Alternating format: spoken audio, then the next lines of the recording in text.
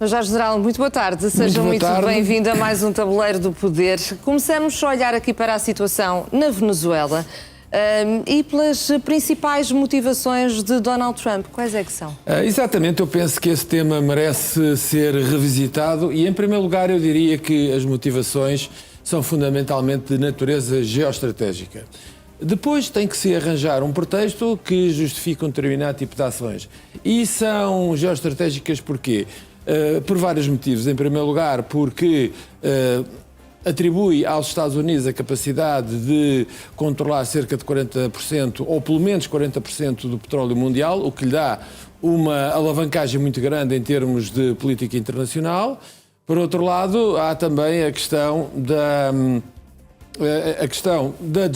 desdolarização, ou seja, nós sabemos que por parte da China e da Rússia existe um movimento para encontrar alternativas ao dólar como moeda de reserva internacional e de trocas comerciais. A Venezuela estava exatamente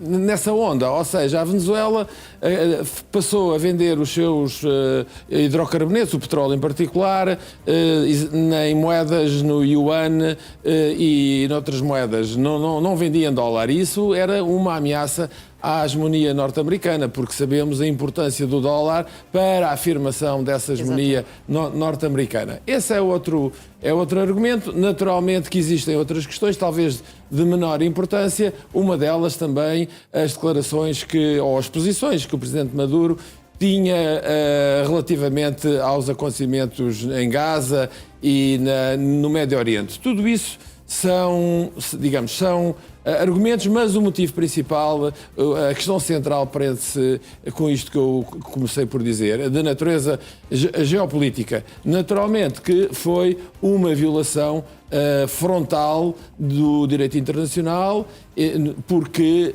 foi uma decisão tomada unilateralmente, sem consultar o Conselho de Segurança das Nações Unidas. Aliás, não é a primeira vez que os Estados Unidos tomam estas decisões, agirem unilateralmente. Esta foi feita pelo presidente Trump, mas não nos podemos esquecer que já a atuação no Iraque, na Segunda Guerra do Iraque, ou no Kosovo, ou na Líbia, foram operações militares tomadas sem reunirem o apoio ou a autorização do Conselho de Segurança. Portanto, foram operações unilaterais. Eu penso que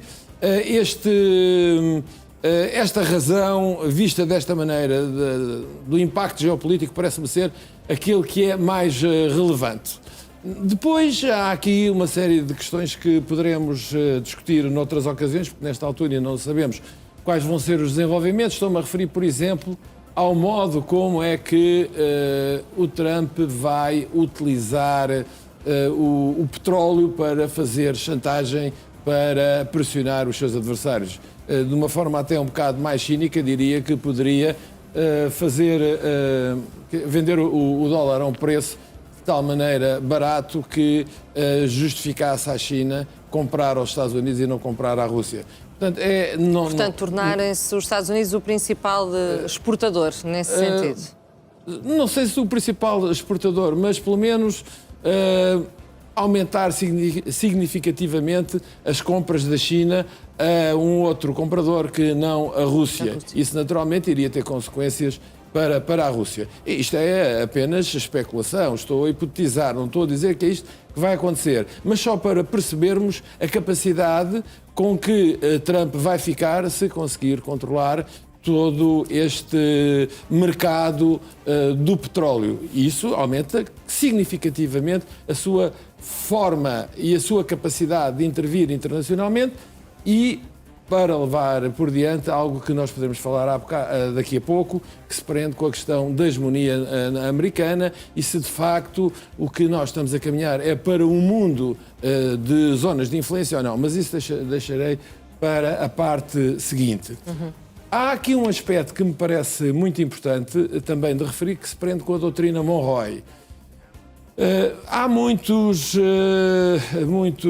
presidentes norte-americanos e nomeadamente o presidente Trump, que argumentam com a doutrina Monroe para justificar este tipo de ações. Eu diria que esta interpretação da doutrina Monroe é um abastardamento, uma interpretação errónea do que é de facto a doutrina Monroe. A doutrina Monroe foi concebida tendo como objetivo as potências coloniais europeias e a forma como elas poderiam intervir no continente americano, não só nos Estados Unidos, mas também nos outros países do continente americano, que se estavam a sublevar contra as potências coloniais e, de certa forma, era um acordo tácito de apoio aos países, às colónias, que, entretanto, se queriam tornar independentes. Não era, de modo nenhum, isto que agora nos vem a ser posto em cima da mesa, dizer que, bom, a doutrina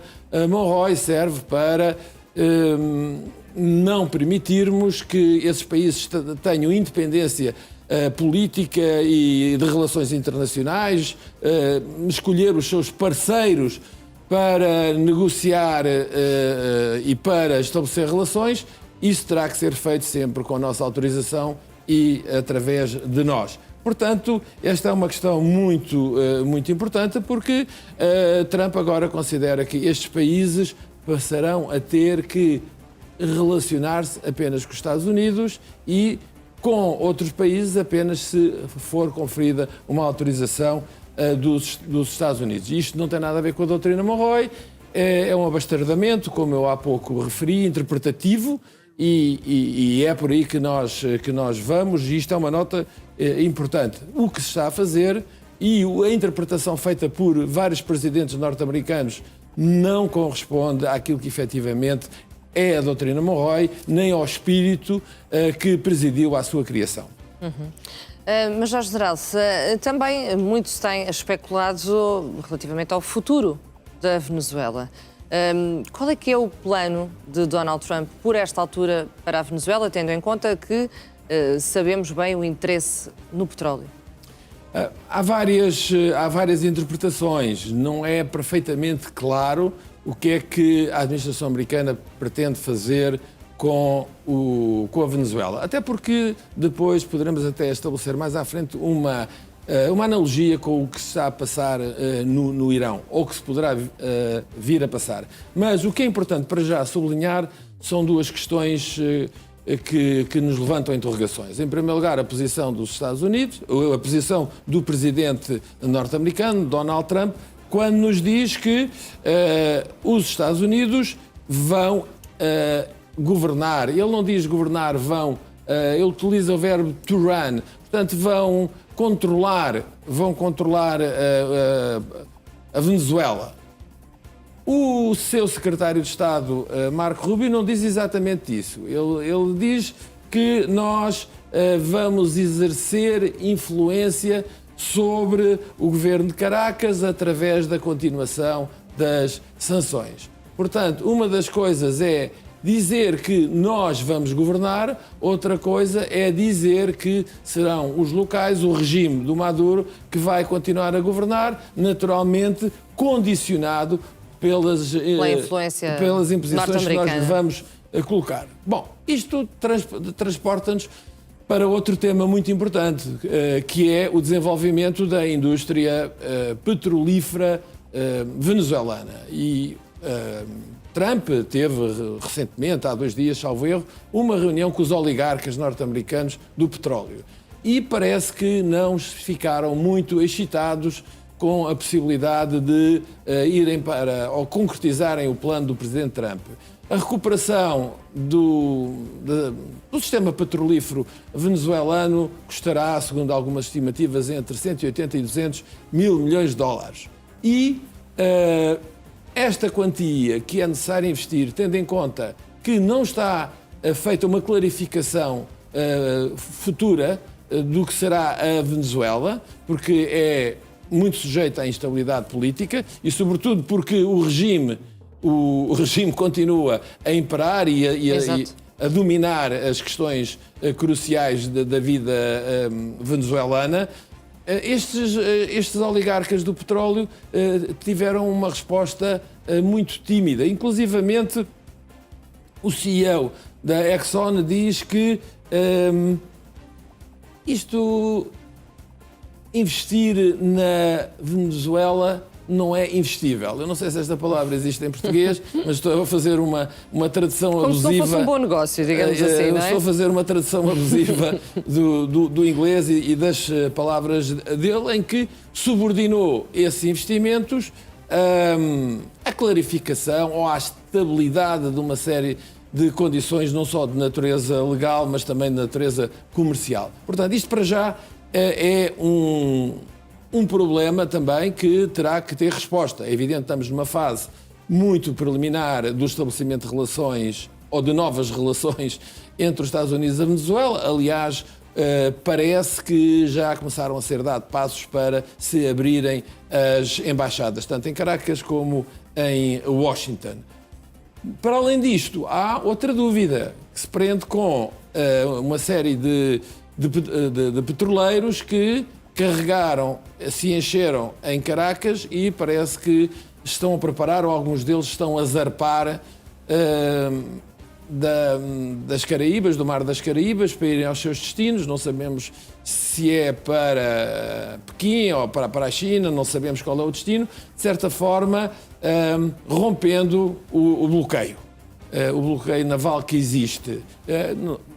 E nós temos que seguir estes desenvolvimentos para perceber se isto que está a acontecer é alguma coisa que já está pré-combinada, pré-negociada, ou se de facto é um desafio que a China, nomeadamente, está a colocar a este bloqueio norte-americano. Não temos resposta, mas é algo que nós temos que perceber exatamente o que é, porque as consequências do ponto de vista político são diametralmente opostas.